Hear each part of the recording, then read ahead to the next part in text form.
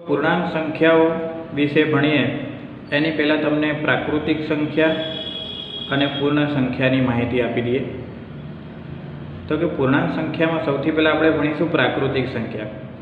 છઠ્ઠા ધોરણની અંદર તમે ભણી ગયા છો. તો પણ પ્રાકૃતિક સંખ્યા એટલે કોને કહેવાય કે જે સંખ્યાઓમાં બધી જ ધન એટલે કે પ્લસવાળી સંખ્યાઓનો સમાવેશ થાય તેને કઈ સંખ્યા કહેવાય? પ્રાકૃતિક સંખ્યાઓ કહેવાય છે. એટલે કે ધન સંખ્યાઓ બધી જેટલી પણ ધન સંખ્યા છે એને કઈ સંખ્યા કહેવાય? પ્રાકૃતિક સંખ્યા કહેવાય છે. જેમ કે જો એક્ઝામ્પલ 1 2 3 4 5 એમ અસંખ્ય. બરાબર. પ્રાકૃતિક સંખ્યાઓને ગણતરીની સંખ્યા તરીકે પણ ઓળખવામાં આવે છે. જો પ્રાકૃતિક સંખ્યાને ગણતરીની સંખ્યા તરીકે પણ આપણે ઓળખી શકાય છે. તમને કોઈ પ્રશ્ન આવે કે ગણતરીની સંખ્યા કઈ, તો આપણે લખી શકાય કે 1 2 3 4 5 એમ. બરાબર. પ્રાકૃતિક સંખ્યાઓ હવે કેવી છે? અસંખ્ય. તો પ્રાકૃતિક સંખ્યાઓ અસંખ્ય છે. તો સૌથી નાની પ્રાકૃતિક સંખ્યા એટલે કે પ્રાકૃતિક સંખ્યાની શરૂઆત શેનાથી થાય? 1 થી. તો કહી શકાય કે સૌથી નાની પ્રાકૃતિક સંખ્યા 1 છે. પ્રાકૃતિક સંખ્યા વિશે તમારે આટલી માહિતી યાદ રાખવાની. હવે એના પછી પૂર્ણ સંખ્યાઓ. કે પૂર્ણ સંખ્યા કોને કહેવાય? તો જે સંખ્યાઓમાં શૂન્ય એટલે કે 0 અને બધી જ ધન સંખ્યા એટલે કે પ્લસવાળી સંખ્યાઓનો સમાવેશ થાય તેને પૂર્ણ સંખ્યા કહેવાય છે. એટલે પૂર્ણ સંખ્યામાં શૂન્યનો પણ સમાવેશ થાય અને ધન એટલે બધી જ પ્રાકૃતિક સંખ્યાઓનો સમાવેશ થાય. એટલે કે પ્રાકૃતિક સંખ્યામાં ફક્ત શૂન્ય એડ કરીએ આગળ તો એને કઈ સંખ્યા કહેવાય? પૂર્ણાંક સંખ્યા. જો એક્ઝામ્પલ જેમ કે લખી શકાય 0 1 2 3 4 5 એમ અસંખ્ય. પૂર્ણ સંખ્યાઓ પણ કેવી છે? અસંખ્ય છે. એટલે કે પૂર્ણ સંખ્યાઓ કેવી છે? અસંખ્ય છે. હવે આના ઉપરથી કહી શકાય કે સૌથી નાની પૂર્ણ સંખ્યા કઈ છે? 0. એટલે કે પૂર્ણ સંખ્યાની શરૂઆત શેનાથી થાય છે? 0 થી, 0 થી. તો હવે લખી શકાય કે સૌથી નાની પૂર્ણ સંખ્યા 0 છે. બરાબર. આ થઈ પૂર્ણ સંખ્યાની માહિતી. તો પ્રાકૃતિક સંખ્યા પણ અસંખ્ય છે અને પૂર્ણ સંખ્યા પણ અસંખ્ય છે. પ્રાકૃતિક સંખ્યામાં સૌથી નાની સંખ્યા 1 છે અને પૂર્ણ સંખ્યામાં સૌથી નાની સંખ્યા 0 છે. જો એના પછી પૂર્ણાંક સંખ્યાઓ વિશે જોઈએ તો પૂર્ણાંક સંખ્યાઓ કોને કહેવાય? કે જે સંખ્યાઓમાં શૂન્ય, ધન સંખ્યાઓ અને ઋણ સંખ્યાઓનો સમાવેશ થાય. એટલે 0 પણ આવે, બધી પ્લસવાળી પણ સંખ્યા આવે અને માઇનસવાળી પણ સંખ્યા.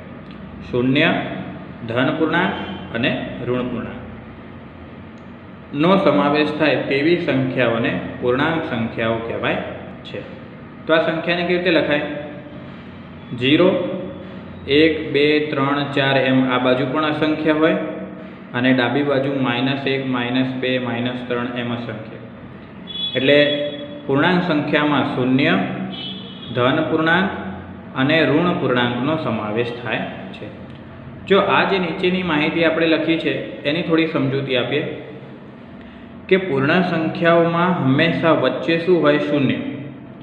શૂન્યની જમણી બાજુ એટલે કે આ બાજુ, શૂન્યની જમણી બાજુ ધન પૂર્ણાંક હોય અને શૂન્યની ડાબી બાજુ ઋણ પૂર્ણાંક હોય.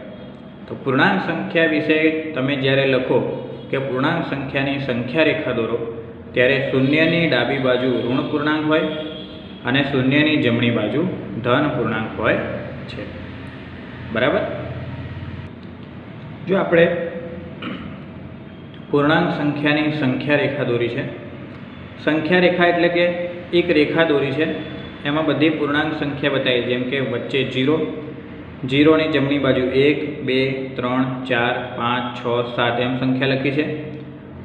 0ની ડાબી બાજુ -1 -2 -3 -4 -5 એટલે કે વચ્ચે શૂન્ય.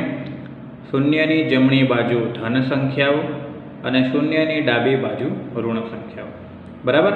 પૂર્ણાંક સંખ્યાની સંખ્યા રેખા આવી રીતે દોરવામાં આવે છે। તો અહીંયા અમુક માહિતી આપી છે કે સંખ્યા રેખા ઉપર 0ની ડાબી બાજુએ કઈ સંખ્યા દેખાય છે? ઋણ સંખ્યા, એટલે કે ઋણ પૂર્ણાંક। અને આ 0ની જમણી બાજુએ કઈ સંખ્યા દેખાય છે? ધન, એટલે 0ની જમણી બાજુએ ધન પૂર્ણાંક આવેલા હોય છે। આ માહિતી તમારે યાદ રાખવાની। બધા જ ધન પૂર્ણાંકો 0 એટલે 0 અને ઋણ પૂર્ણાંકો કરતાં મોટા હોય છે। એટલે કે આ જેટલા પણ ધન સંખ્યા છે એ 0 અને ઋણ એટલે કે માઇનસવાળી સંખ્યા કરતાં હંમેશા કેવા હોય? મોટા જ હોય, બરાબર। અને સંખ્યા રેખા પર જમણી બાજુ જતા સંખ્યા મોટી થાય અને ડાબી બાજુ જતા સંખ્યા નાની થાય। એટલે કે શું? સંખ્યા રેખા ઉપર ધારો કે આપણે અહીંયા -2 ઉપર છીએ અત્યારે, તો આપણે જેમ જેમ જમણી બાજુ જઈશું ને એમ એમ સંખ્યા કેવી બનશે? મોટી બનશે, બરાબર। એટલે સંખ્યા રેખા ઉપર જમણી બાજુ જઈએ તો સંખ્યા મોટી બને, અને ધારો કે આપણે અહીંયા 4 ઉપર છીએ અને ડાબી બાજુ જઈએ તો સંખ્યા કેવી બને?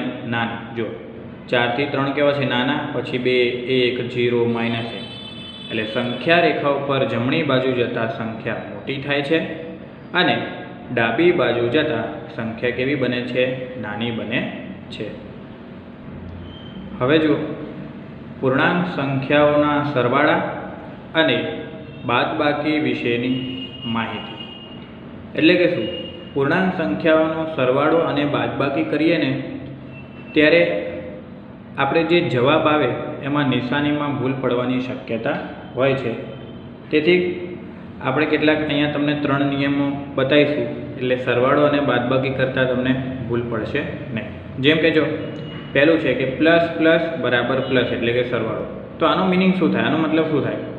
કે કોઈ પણ 2 પૂર્ણાંક સંખ્યા હોય જે આપણને પ્લસવાળી હોય એટલે કે ધન હોય, તો 2 ધન સંખ્યા હોય તો તેમની વચ્ચે હંમેશા શું થાય? સરવાળો જ થાય।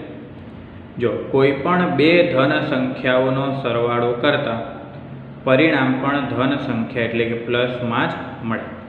એટલે કોઈ પણ 2 ધન સંખ્યા હોય એટલે કે પ્લસવાળી સંખ્યા હોય તેમની વચ્ચે તમે જો સરવાળો કરો તો જવાબ પણ પ્લસમાં જ આવે।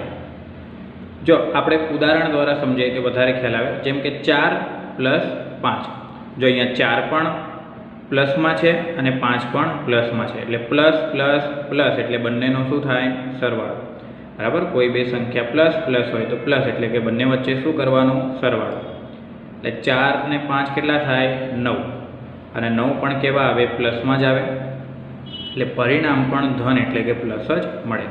જેમ કે જો બીજું ઉદાહરણ 10 + 40, અહીંયા 10 પણ પ્લસમાં છે અને 40 પણ પ્લસમાં છે, તો બંને વચ્ચે શું થાય? પ્લસ પ્લસ પ્લસ એટલે કે સરવાળો। સરખી નિશાની એટલે સરવાળો યાદ રાખવાનો। કોઈ પણ 2 પૂર્ણાંકોમાં નિશાની સરખી હોય તો હંમેશા સરવાળો જ થાય, અને જુદી જુદી નિશાની હોય તો બાદબાકી। તો 10 ને 40 કેટલા થાય? 50, એટલે જવાબ આવે 50, પણ કેવા? પ્લસ, બરાબર। આ પહેલો નિયમ છે। જો હવે બીજો નિયમ પ્લસ માઇનસ બરાબર માઇનસ, એટલે કોઈ પણ 2 પૂર્ણાંક સંખ્યાઓની નિશાની જુદી જુદી હોય, એક સંખ્યા પ્લસમાં હોય અને એક સંખ્યા માઇનસમાં હોય તો હંમેશા તે 2 સંખ્યાઓની શું થાય? બાદબાકી જ થાય। કે કોઈ પણ 2 સંખ્યાઓમાંથી એક સંખ્યા ધન એટલે પ્લસમાં હોય અને એક સંખ્યા ઋણ એટલે કે માઇનસમાં હોય તો તે 2 સંખ્યાઓની હંમેશા શું થાય? બાદબાકી જ થાય, અને જવાબમાં મોટી સંખ્યાની નિશાની મૂકવામાં આવે। એટલે શું? આપણને એટલી ખબર પડી ગઈ કે એક સંખ્યા પ્લસમાં છે અને એક સંખ્યા માઇનસમાં છે, તો તે 2 સંખ્યાની હંમેશા બાદબાકી થાય। તો જે જવાબ આવે એમાં નિશાની કઈ મૂકવાની? તો કે બંને સંખ્યામાંથી જે સંખ્યા મોટી હોય એ સંખ્યાની જવાબમાં નિશાની મૂકીએ, બરાબર। જો ઉદાહરણ લઈએ તો ખ્યાલ આવે। જેમ કે 12 - 8 છે, તો અહીંયા 12 છે એની નિશાની પ્લસ છે અને 8 છે એની નિશાની કેવી છે? માઇનસ, એટલે પ્લસ માઇનસ માઇનસ એટલે કે બાદબાકી। 2 જુદી જુદી નિશાનીવાળી સંખ્યા હોય તો તેમની વચ્ચે હંમેશા શું થાય? બાદબાકી જ થાય, એટલે કે 12 માંથી 8 જાય તો કેટલા વધે? 4 વધે। પણ જવાબ તો 4 આવી ગયો, તો તો તેને 4ને નિશાની કઈ આવે? બંને સંખ્યામાંથી જે સંખ્યા મોટી હોય એ સંખ્યાની નિશાની આવે. 12 અને 8માંથી 12 મોટા, 12ની નિશાની પ્લસ છે તો જવાબની નિશાની પણ પ્લસમાં જ આવે. બરાબર. જેવી રીતે બીજું ઉદાહરણ જોઈએ. 14 - 20. 14 અહીંયા પ્લસમાં છે, 20 અહીંયા માઇનસમાં છે. તો પ્લસ માઇનસ માઇનસ એટલે બાદબાકી થાય. 20માંથી 14 જાય એટલે 6 વધે. હવે નિશાની કઈ મૂકવાની જવાબમાં? બંને સંખ્યામાંથી જે સંખ્યા મોટી હોય એની નિશાની આવે. તો અહીંયા 20 મોટા છે, એની નિશાની માઇનસ છે, તો જવાબમાં પણ શું આવે? માઇનસ. એટલે આનો જવાબ આવે -6. બરાબર. ત્રીજો નિયમ કે માઇનસ માઇનસ બરાબર પ્લસ એટલે કે સરવાળો. બે સંખ્યા હોય અને બંને સંખ્યા માઇનસ માઇનસ હોય એટલે બંને સંખ્યા ઋણ હોય તો તેમની વચ્ચે હંમેશા શું થાય? સરવાળો જ થાય. બરાબર. એટલે કે કોઈ પણ બે સંખ્યાઓમાંથી બંને સંખ્યાઓ ઋણ એટલે કે માઇનસ હોય તો તેમનો હંમેશા શું થાય? સરવાળો જ થાય. અને જવાબમાં માઇનસની નિશાની મૂકવામાં આવે. એમ તો નિશાની મોટા પદની આવે પણ બંને માઇનસ માઇનસ જ છે તો જવાબમાં પણ નિશાની કઈ આવે? માઇનસની. પણ બે સંખ્યા વચ્ચે થાય શું? સરવાળો. બરાબર. એટલે કે જો ઉદાહરણ દ્વારા સમજીએ. -3 - 4 બે સંખ્યા આપી છે અને બંને સંખ્યા શેમાં છે? માઇનસમાં એટલે કે ઋણમાં છે. તો માઇનસ માઇનસ શું થાય? પ્લસ એટલે બંને વચ્ચે શું કરવાનો? સરવાળો. 3 ને 4 7 અને નિશાની શેની આવે? માઇનસની. એટલે માઇનસ માઇનસ પ્લસ એટલે માઇનસ માઇનસ સંખ્યાઓ એટલે સરવાળો થાય અને જે જવાબ આવે એમાં નિશાની માઇનસની. જેમ કે જો અહીંયા -12 - 8 માઇનસ માઇનસ પ્લસ એટલે સરવાળો કરવાનો. 12 ને 8 કેટલા થાય? 20. પણ કેવા 20? -20. એટલે ટૂંકમાં યાદ રાખીએ કે કોઈ પણ બે સંખ્યા હોય તો એ બંને સંખ્યામાં જો નિશાની સરખી હોય તો સરવાળો થાય અને નિશાની બંનેમાં જુદી જુદી હોય તો બાદબાકી થાય.